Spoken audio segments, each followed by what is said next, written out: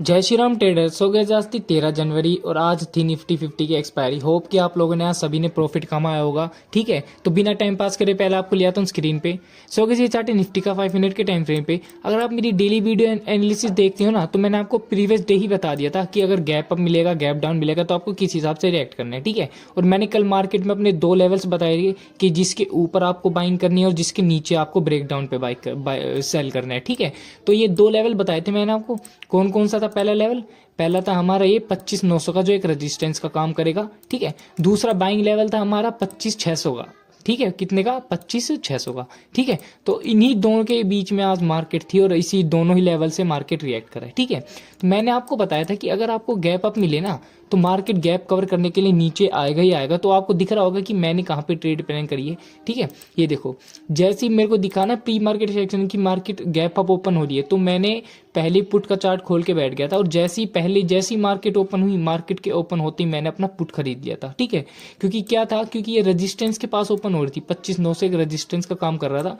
तो जैसे ही देख सकते हो आप कितना बड़ा रेजिस्टेंस के फॉल आया। ठीक है, और ये हमारा सपोर्ट लेवल था जो मैंने आपको कल ही बता दिया था कि अगर मार्केट फ्लैट ओपन भी होगी गैप अप भी होगी तो यहाँ तक का रेजिस्टेंस टारगेट हमें मिलेगा। और इजीली मैंने अपना यहाँ तक का टारगेट लगा दिया था और मैंने इजीली यहाँ से पूरे लगभग कितने 120-30 के आसपास फॉल कैप्चर कर लिया था। ठीक है, क्योंकि प्रीमियम में इतना ही मूव आता है। ठीक है, क्योंकि मैं ज़्यादा इन द मनी नहीं लेता हूँ। ठीक है, एट द मनी पे रहता हूँ मैं। ठीक है, तो मैंने लगभग 120 पॉइंट्स यहाँ से पुट में कैप्चर कर लिए। तो ये मेरी एक ही ट्रेड थी जो मैंने आज ली थी और काफ़ी सक्सेसफुल प्रॉफिटेबल ट्रेड हुई है। ठीक है, तो आप हमें कमेंट में बता सकते हैं कि आप लोगों ने आज कितना प्रॉफिट किया और कहाँ पे किया है। ठीक है, तो आज एक्सपायरी भी थी और आज मार्केट में दोबारा और भी मूव मिले थे। ठीक है, तो मैं आपको यही 2 चीज़ बताता हूँ कि आपको सिर्फ ना लेवल्स पे काम करना है। मार्केट जो चलती है ना, वो सिर्फ लेवल्स पे चलती है। आप दोबारा ये देखो, आज लेवल्स का कमाल दिखाता हूँ। देखो, मैंने आपको रेजिस्टेंस बताया था 25,900, रेजिस्टेंस से नीचे आई। ठीक है, और ये मैंने सपोर्ट बताया था। ठीक है, इसी सपोर्ट से मार्केट हल्का फुल्का गई ऊपर।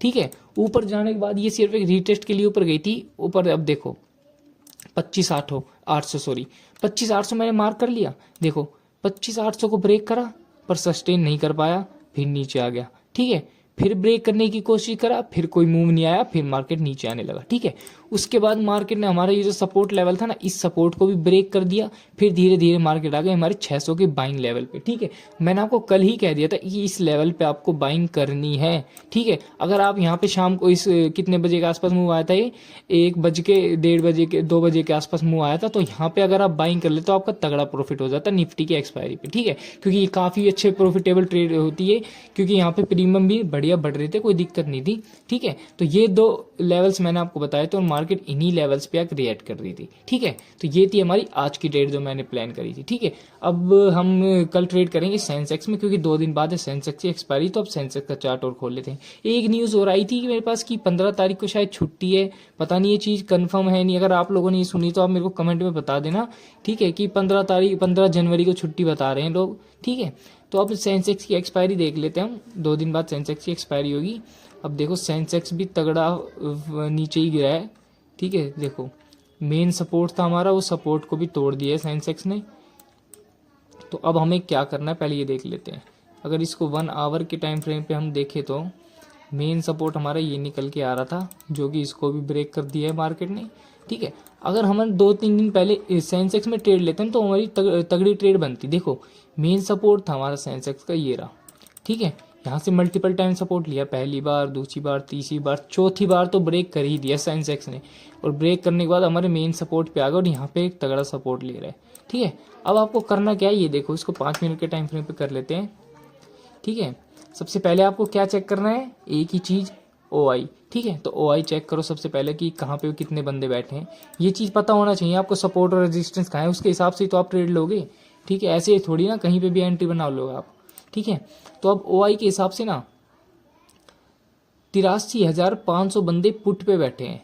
83,500 पे बंदे बैठे हैं 44,000।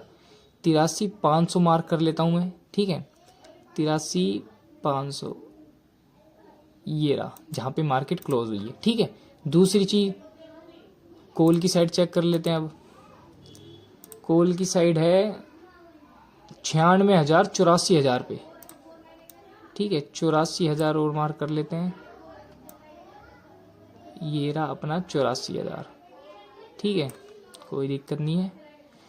अब ये देखो 2 लेवल्स निकल के आ गए हमारे, ठीक है, और एक ये मेन सपोर्ट है हमारा, ये ध्यान रखना कई बार लेवल्स के ऊपर नीचे भी हमारे सपोर्ट बनते रहते हैं, ये एक सपोर्ट है हमारा, ठीक है, जो ऑलरेडी मैंने मार्क कर रखा है 83,200 के आसपास का लेवल है, ठीक है। अब ये देखो, अब ओपनिंग के ऊपर डिपेंड कर, अब ये देखो ये हमारा सपोर्ट मिल गया, ठीक है, और ये हमारा रेजिस्टेंस मिल गया। अब मार्केट अगर फ्लैट ओपन होगी ना सेंसेक्स के लिए, मान लो यहाँ पे कहीं फ्लैट ओपन होगी, तो वेट करना, ये सपोर्ट है हमारा 83,500 का, ठीक है। 1% क्या करेगी मार्केट, पहले वो पुट वालों को बुलाएगी जैसे वो पिछले 2-3 दिन से कर रही है, ठीक है।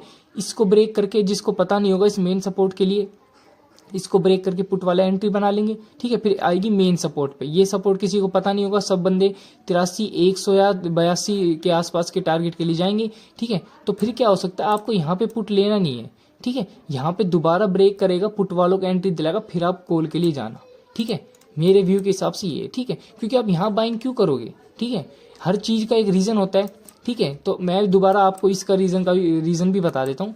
ये देखो मार्केट में ना ये सपोर्ट चलता आ रहा है, ये देखो ये मेन सपोर्ट है, ठीक है, एक सपोर्ट यहाँ और दूसरा मेन सपोर्ट आपका सीधा निकल के आएगा यहाँ, ठीक है, क्योंकि ये ना मेन बाइंग जोन है, ठीक है। तो यहाँ पे ना पुट वाले ट्रैप हो गए, अब पुट के लिए सेंसेक्स के लिए ये पुट वाले ट्रैप हो गए, इनका वो एसएल लेने के लिए ऊपर से। अब ये जो नीचे आ रहा है ना मार्केट, ये सिर्फ और पुट वालों को एंट्री दिलाने के लिए आ रहा है, मार्केट अब यहाँ से ऊपर ही जाएगा अब, ठीक है। तो मैं आपको पहले से भी यही कहता आ रहा था कि ये सिर्फ पुट वालों के ट्रैप होता है, मैं बहुत वैसे भी रेयर कम एंट्री बनाता हूँ पुट के लिए, ठीक है।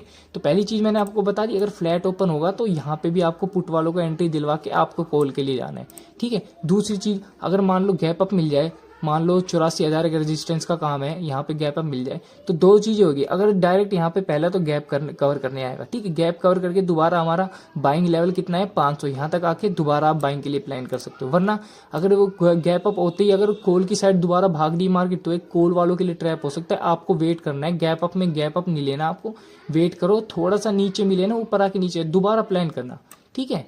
2 चीज ये हो गई अपनी। और तीसरी चीज और बता देता हूँ मैं आपको, अगर आपको गैप डाउन मिल जाए, मान लो इसी सपोर्ट के आसपास मिल गया गैप डाउन, ठीक है, तो एक बार वेट करना, गैप डाउन मिलने के बाद दोबारा चांसेस है कि एक बार और इस सपोर्ट तक आए, इसको ब्रेक करने के बाद पुट वालों का एंट्री जाकर फिर आप कॉल के लिए जा सकते हो, ठीक है। तो ये तीनों चीजें मैंने आपको बता दी, इन तीनों में से आप जैसे हिसाब मार्केट रिएक्ट करेगी उस हिसाब से हम ट्रेड लेते रहेंगे। और ऐसे ही डेली वीडियो एनालिसिस के लिए आप ज्वाइन करें हमारा टेलीग्राम ग्रुप और सब्सक्राइब कीजिए अनऑफिशियल ट्रेडर को। जय श्री राम।